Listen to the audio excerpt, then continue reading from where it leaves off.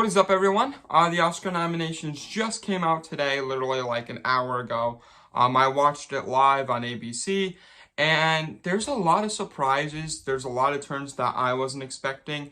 And I kind of want to just share my thoughts, who I think is going to win in each category. Now, I'm not going to go through all the categories because, quite frankly, I haven't really watched any documentary this year. I haven't watched any shorts this year. So we're going to kind of bypass those, even though those are still very important. Same for international film. Haven't seen any international film that was nominated. However, Godzilla was snubbed from this list. That's crazy. But let's get into the video.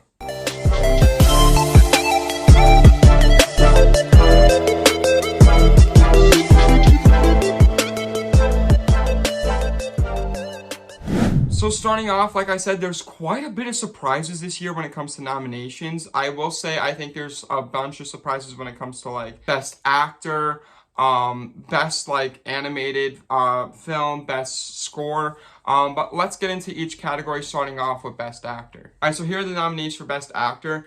And to my surprise, I'm shocked that Leonardo DiCaprio isn't on here for Killers of the Flower Moon. I thought he was a lock-in, not gonna lie. He was nominated for like Golden Globes, all this stuff, Critics' Choice Awards. Very surprised to see him not on here. I do think Zac Efron was a little snubbed from this list too. But out of these nominees, I'm definitely giving it to Cillian Murphy. He deserves it. Or Paul Giamatti. I wouldn't be upset if I saw him win the Oscar too. Here are the nominees for Best Actress, and quite frankly, I'm surprised not to see Margot Robbie on this list. If I was to choose anyone on here, though, it's definitely going to be Emma Stone or Lily Gladstone. Both were phenomenal performances. I think I'm going to give it to Emma Stone, though. However, I wouldn't be upset to see either of these two women win the Oscar. Into Best Supporting Actor, this list was quite surprising for me, mainly because I got all of them right, except for American Fiction. That was a little bit of a curveball there. But I'm very surprised to see that Ryan Gosling got nominated for Best Supporting Actor. Completely did not realize that he would get nominated, especially since Margot Robbie didn't get nominated for Best Actress. But out of this list of amazing performances, I'm definitely going to give it to Robert Downey Jr. Wouldn't be upset to see Mark Ruffalo win it, but I definitely think Robert Downey Jr. deserves the win. Getting into Best Supporting Actress, there are a lot of good choices here, and quite frankly, I really want Danielle Brooks to win for The Color Purple. She was fantastic in that movie. I want her to win, but I don't think she's going to. Quite frankly, who I think's going to win is going to be America for Barbie. I would like to see Emily Blunt win as well for Oppenheimer. I thought she did great. I would prefer Emily Blunt or Danielle Brooks, but I truly do think it's going to be America for Barbie, which isn't bad. I mean, she has that one monologue, which is really good. I just prefer Emily Blunt or Danielle Brooks over America. But, you know, I wouldn't be upset if any of these three actresses won. Getting into Best Original Song, quite frankly, I'm Just Ken somehow got in here. I mean, good for Ryan Gosling. This is amazing for me because this means that Ryan Gosling's going to have to perform at the Oscars. And I think he realized that once he won Critics' Choice Awards. I'm just Ken, Barbie! This is going to be amazing to see this in live action, like live person. Quite frankly, I think it's going to be What Was I Made For from Billie Eilish. That's going to win. Also, something from Flaming Hot. Yes, the movie about the Flaming Hot Cheetos got in here. How? I never saw the movie, but I heard it was really bad, and now I'm going to have to see it just to find out what that song is, because I heard this movie was so bad. Flaming Hot Cheetos, nominated for an Oscar. Okay.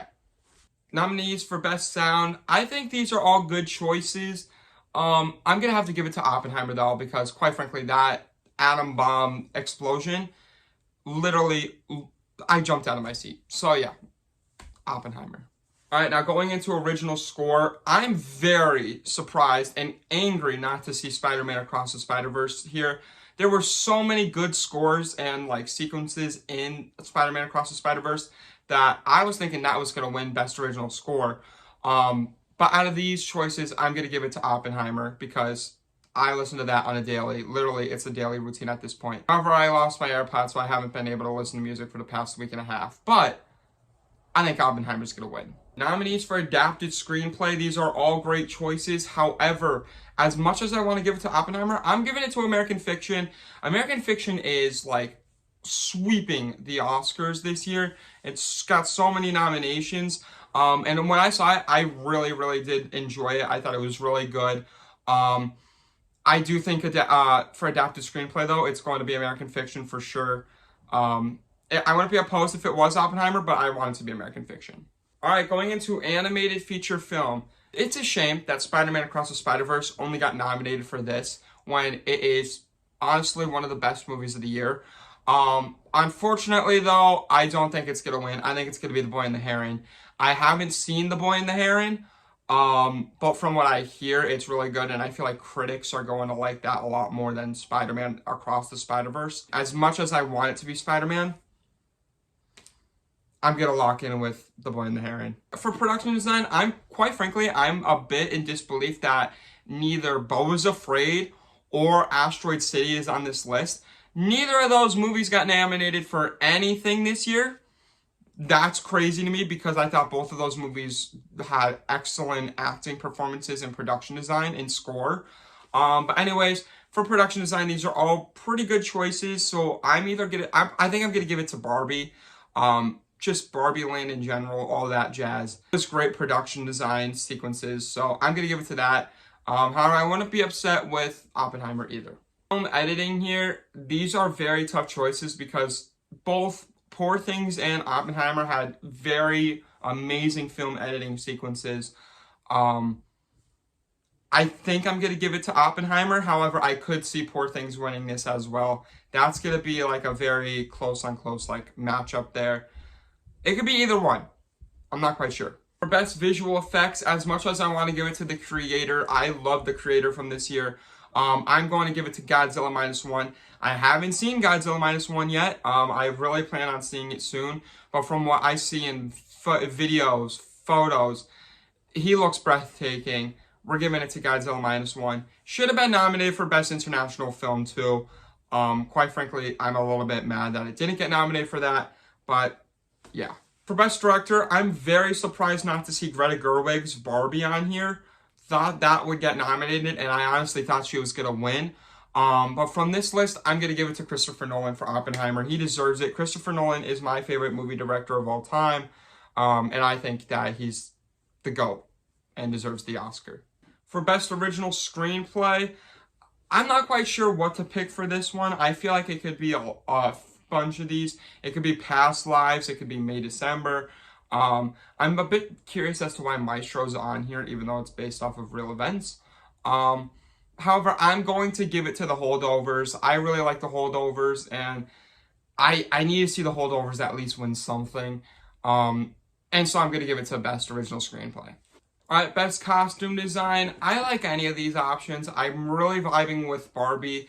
But I think I'm going to have to give it to Poor Things. I mean, Poor Things costumes, like, whenever Emma Stone was wearing an outfit in this, it was just the craziest outfit I've ever seen in my life. So we're going to give it to Poor Things. Then going into Best Makeup and Hairstyling, I am very upset not to see Guardians of the Galaxy Volume 3 on this list because that movie had so much visual effects and, like, makeup on set when it came to, like, the makeup of, like, the animals.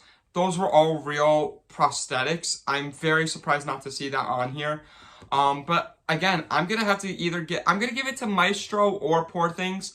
I think I'm going to go to Poor Things mainly because of what they did to Willem Dafoe. Crazy face. Future Max here. While editing the video, I completely forgot to include Best Picture, which is the main category. Best Picture nominees. Honestly, I feel like it can only be two. Either The Holdovers or Oppenheimer for me.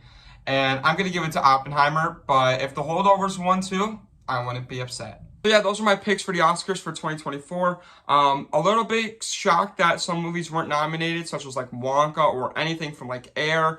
I feel like there wasn't enough Color Purple song. Like, where was all the songs for The Color Purple?